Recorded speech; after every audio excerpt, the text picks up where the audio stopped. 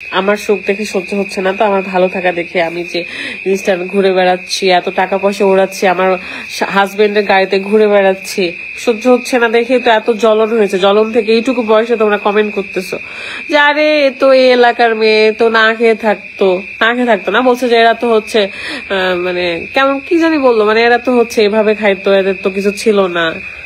কিছু ছিল কিনা আমার বাপের ব্যাকগ্রাউন্ড এসে দেখে যাস।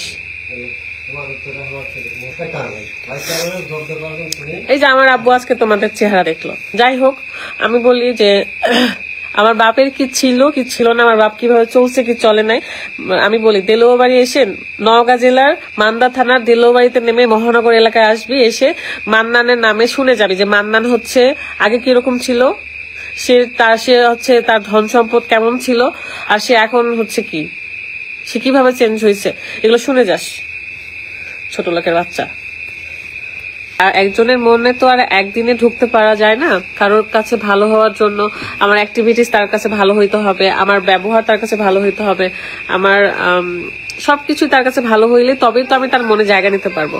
তো মানুষের মনে জায়গা নেওয়া এতটাও সহজ না। যদি সহজই হতো, যারা আমার হেটার্স বা আমার যারা শত্রু, তাদের মনে আমি জায়গা নিতে পারতাম। জায়গা তো নিতে পারি না। আমাদের শত্রুদের আদৌ কি কখনো তাদের মনে আমরা জায়গা নিতে পারি? যারা আপনার শত্রু, আপনি কি কখনো তাদের মনে জায়গা নিতে পেরেছেন? বা আমার যারা শত্রু, আমি কি কখনো তাদের মনে জায়গা নিতে পারছি না?